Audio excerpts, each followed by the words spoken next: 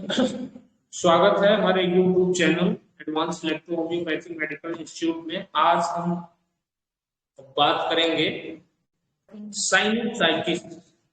एक डिजीज है साइनोसाइटिस, और साइनोसाइटिस का ट्रीटमेंट इलेक्ट्रो होम्योपैथी में कैसे कर सकते हैं साइनोसाइटिस। तो सबसे पहले हम साइनोसाइटिस के बारे में जानेंगे और साइनस क्या होता है उसके बारे में जानेंगे। तो हम साइनोसाइटिस का ट्रीटमेंट आसानी से इलेक्ट्रो होम्योपैथी में कर सकते हैं, और हमारे बहुत सारे चिकित्सकों ने डिमांड की कि सर साइनोसाइटिस पर, तो इस तरीके से आप हमें बता सकते हैं कि किस बीमारी पे वीडियो हमें बनाना है। तो आप हमारे YouTube चैनल पे जा करके और कमेंट कर सकते हैं कि सर इस पे आप वीडियो बनाइए, तो मैं जरूर उस बीमारी पे आपको वीडियो बना के दूंगा। Advance electro homeopathy medical institute द्वारा जो हम लोग पढ़ा रहे हैं उसमें जरूर आपको बताएंगे।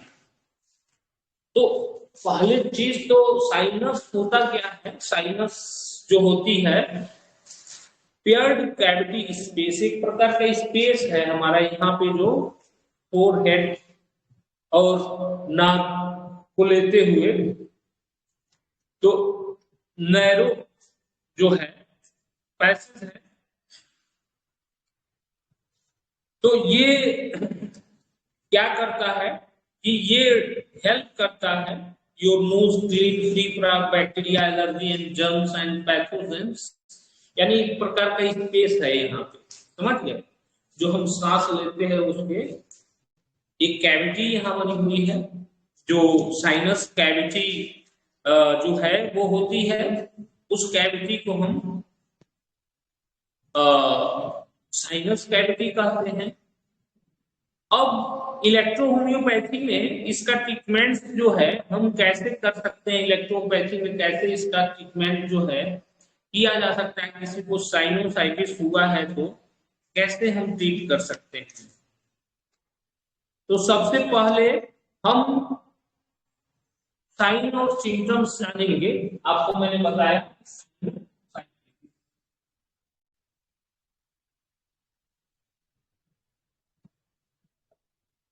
साइनोसाइटिस।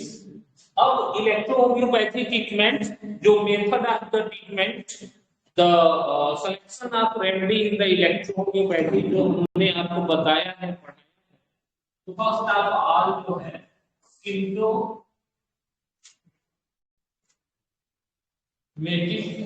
रेमेडी।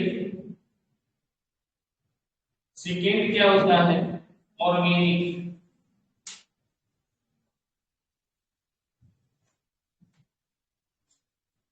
थर्ड क्या होता है that the principal remedy.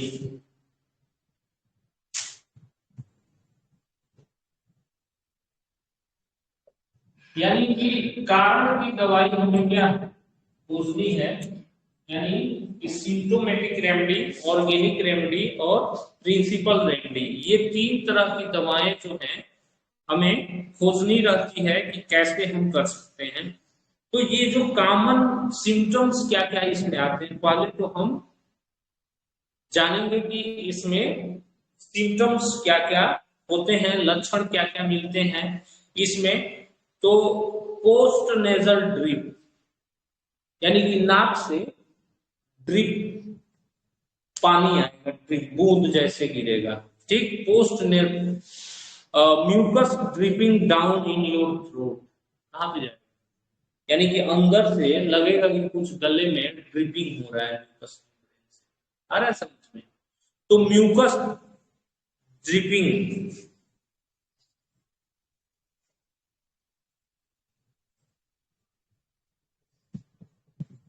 Dripping down your throat,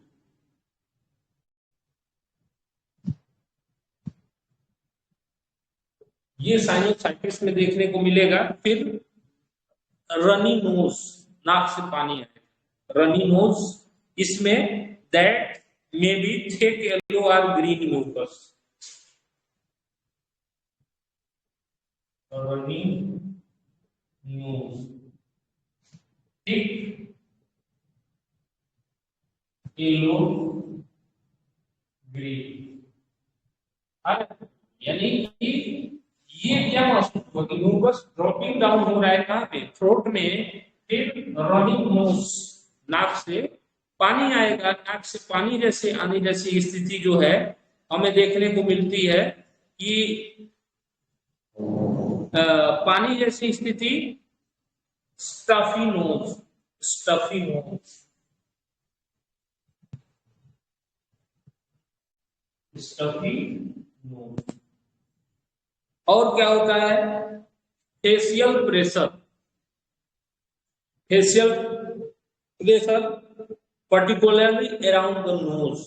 यहाँ पे क्या पता चलेगा कि यहाँ फेशियल प्रेशर है। समझ में आ रहा है बात कि फेशियल प्रेशर, फेशियल प्रेशर कहाँ पे होगा कि ये प्रेशर जो है नोज, आई, फोरहेड, आंखों पे, नाक पे और फोरहेड, इसी पे फेशियल प्रेशर जैसा एक तनाव जैसी स्थिति रहेगी। समझ गए बात। और ज्यादा बढ़ जाएगा जब आप अपने सर को कहीं घुमाएंगे, ये फेशियल प्रेशर जो है क्या होगा, बढ़ जाएगा। ये फेशियल प्रेशर कहाँ होता है कि around the nose, eye in the forehead there is the facial pressure. और ईयर प्रेशर पेन, कानों में ईयर प्रेशर पेन,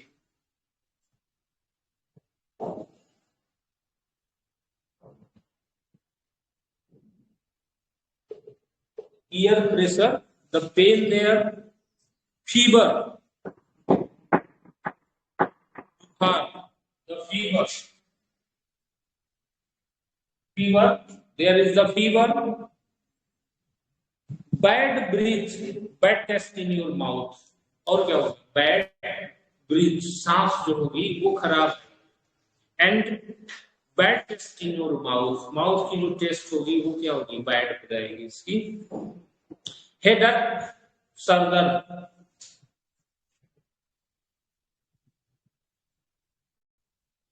टायर्डनेस, थकान जैसी स्थिति इसको महसूस होगी, ट्राइडनेस होगा। अरे कि ट्राइडनेस इसमें देखने को मिलता है। अब आर्गन हम देखेंगे कि मुख्य रूप से आर्गन क्या है। अरे यानी कि ये इलेक्ट्रो होम्योपैथी मेरे चैनल का और हमारा उद्देश्य आपको इलेक्ट्रो होम्योपैथी सिखाना है, ठीक है, ताकि आप इलेक्ट्रो होम्योपैथी सिलेक्शन आप रेमेडी खुद से कर सके। अब इसमें क्या देखना कि हमें आर्गन देखना है। आर्गन क्या है, मुख्य रूप से साइनस कैविटी, ठीक, साइनस कैविटी। अब इस कैविटी की संरचना आप पढ़े रहेंगे तो इलाज करना आसान हो जाएगा कि जब आप, अब इसमें जो ये बना होता है, ठीक, ये जो कैविटी है यहाँ पे क्या है, म्यूकस मेम्ब्रेन है, कार्टिलेज है, उसके बाद क्या है, बोन, ठीक, यानी म्यूकस मेम्ब्रेन, कार्टिलेज और बोन। अरे उसी हिसाब से आपको ट्रीटमेंट करना है, उसी हिसाब से आपको इलाज करना है इस मरीज का। समझ गए, उसी हिसाब से इस मरीज में हमें ट्रीटमेंट करना पड़ता है। समझ में आ रही बात। अब इसमें हमें देखना है कि क्या इसमें होगा। समझ गए, इलेक्ट्रो होम्योपैथी दवाई लिखते समय उस आर्गन को हो क्या रहा है एक्चुअली, तो इसमें क्या होगा, इन्फ्लामेशन। समझ जाएगा आपको, इन्फ्लामेशन नहीं होगा,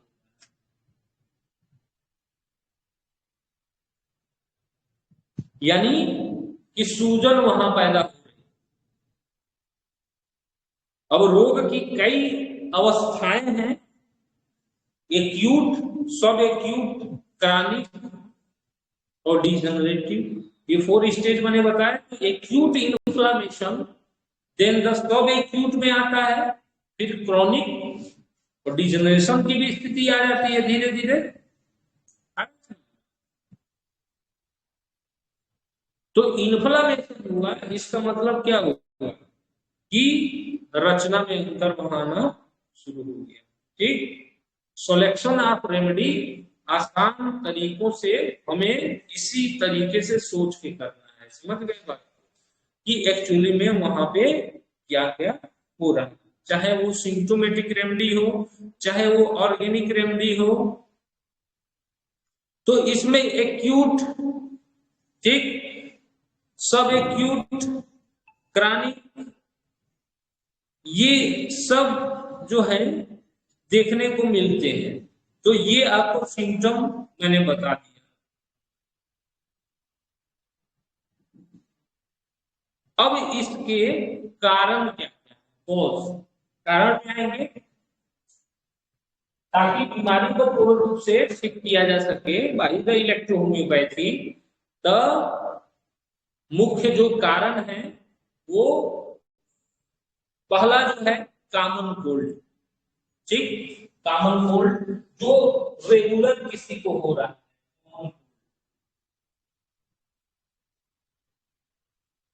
इन्फ्लुएंजा, सर्दी जुकाम, कॉमन कोल्ड, इन्फ्लुएंजा।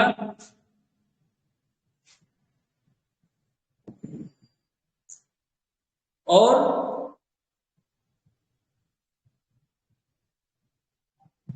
एलर्जन, विभिन्न प्रकार के एलर्जन जो है वो भी कॉज कर सकते हैं इन्फ्लामेशन, एलर्जन। उसके बाद इन्फेक्शन आता है।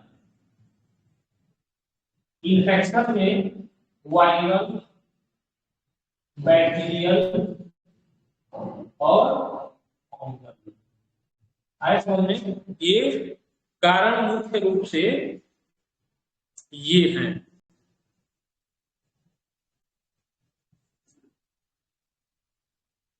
आ गया समझ में कि इसके कारण क्या क्या है और यहाँ पे ऑर्गन क्या है और इस ऑर्गन में क्या चीज हो रहा है। समझ गए। अब ट्रीटमेंट करना आसान हो जाएगा। हर बीमारी में इन चीजों को खोजेंगे तो ट्रीटमेंट करना फिर आसान हो जाएगा कि आप ट्रीटमेंट आसानी से चीजों का कर सकते। अब मरीज आपके पास आया है तो सिम्टम्स लेके आया, ठीक है। तो सिम्टम्स में फिर हम क्या करते हैं, there is the symptomatic remedy. ये जो मैंने लिखा है सिम्प्टोमेटिक रेमेडी। तो सिम्प्टोमेटिक रेमेडी में क्या क्या होता है, एक एक्सटर्नल होता है, इंटरनल होता है। ठीक, एक्सटर्नल और इंटरनल। तो देयर इज व्हाट हैपनिंग, तो there is the inflammation, pressure and the pain, उस मरीज के सिम्टम्स हैं। तो हमें क्या करना है, और क्या है जी, डी दिया जा सकता है और डब्ल्यू दिया जा सकता है या टू दिया जा सकता है। ठीक है, ये कंडीशन के हिसाब से मैं बताने की कोशिश कर रहा हूं आपको। ऐसा नहीं है कि एकदम से जैसे अन्य लोग बताते हैं समझाते हैं वो चीजें जो हैं कि यही करना है। अब वहां पे मान लो कि एक्यूट इन्फ्लामेशन है ओनली, या वहां पे सड़न उत्पन्न हो गई है, डिजनरेशन, या वहां पे और चीजें हो रही हैं, या केवल दर्द है और इन्फ्लामेशन है। तो उस हिसाब से हम आपको C5A2, ठीक, F2 और W पेन में आपकी काम करेगी इन्फ्लामेटरी। और ये जहां पे वहां पे सपोरेशन होने लगे, इन्फ्लामेशन होने लगे, तो BG की स्थिति मैंने आपको बताई है कि कब यूज करना है। समझ गए बात। तो कोई भी बात एकदम से गांठ बांध के मत रख, सिचुएशनली हमें किन किन दवाओं का यूज करना है। तो ये हो गया आपका एक्सटर्नल, आप कॉम्प्रेस लगवा सकते हैं। यहाँ पे क्या दे सकते हैं, देयर इज द कॉम्प्रेस आप यूज कर सकते हैं उस मरीज के लिए। और क्या है इसमें सिम्टम, तो stuffy nose, ear pain, fever, बुखार हो रहा है, तो अब इसमें इंटरनल क्या हम प्रयोग कर सकते हैं, तो डब्ल्यू दे सकते हैं। ठीक, डब्ल्यू दिया जा सकता है, डब्ल्यू यहाँ पे जी दे सकते हैं। तो इस तरीके से आप सिम्टोमेटिक दवाएं इसको दे सकते हैं। अब आते हैं कि हमें ऑर्गेनिक दवाएं दे दी, ठीक है, तो ऑर्गेनिक दवाएं यहाँ पे आएंगे, क्या क्या हो सकती है ऑर्गेनिक दवाएं। तो ऑर्गेनिक दवाओं में यहाँ पे हमें ध्यान देना है कि यहाँ पे क्या है कि म्यूकस मेम्ब्रेन, तो C2, ठीक, A2, P2, और कारण मान लो अगर ये विभिन्न प्रकार के इन्फेक्शन है, संक्रमण है, भ्रमण, ठीक, भ्रमण है या अपवन है, यानी कि फीवर वगैरह है,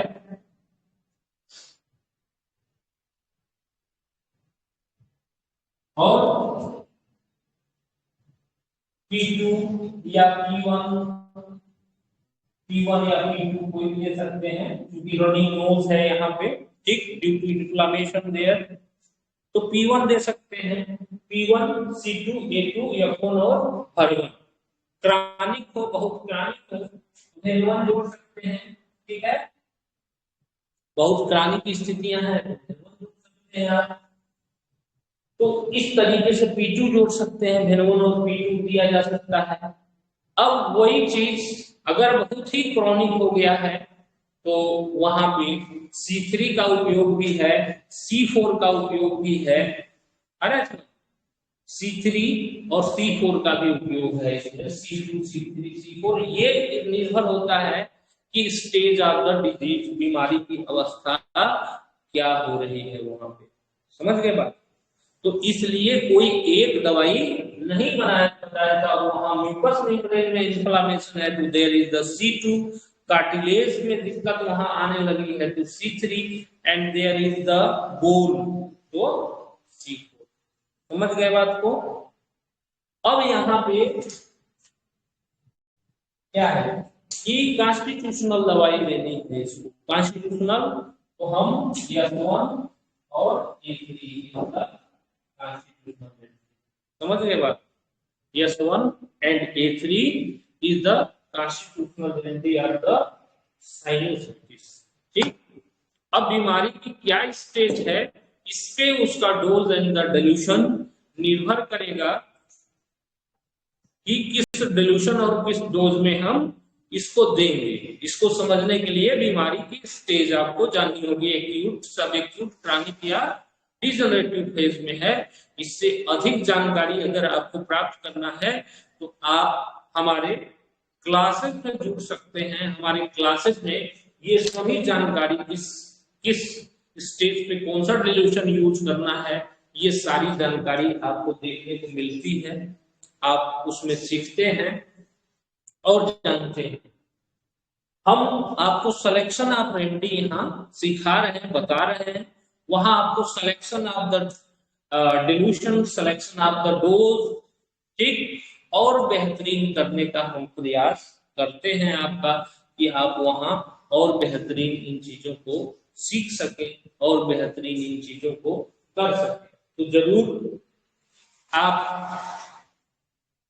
इलेक्ट्रोहोम्योपैथी जो आप सीखना चाहते हैं, जुड़े हमसे और सीखें इलेक्ट्रोहोम्योपैथी। तो इस तरीके से आप साइनोसाइटिस का सिलेक्शन ऑफ रेमेडी आसानी से कर सकते हैं। जरूरत होती है यह भी प्रयोग किया जाता है, यह है, यह 5 है, जरूरत के आधार पे, यानी मरीज के सिम्टम्स जैसे जैसे आपको देखते हैं, समझ रहे हो?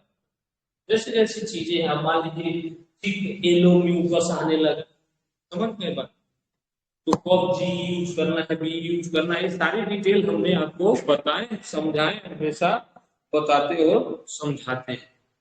तो इस तरीके से आप जो है साइनोसाइटिस का इलाज इलेक्ट्रो होम्योपैथी में इस तरीके से आप कर सकते हैं। और ये रहा साइनोसाइटिस का ट्रीटमेंट इलेक्ट्रो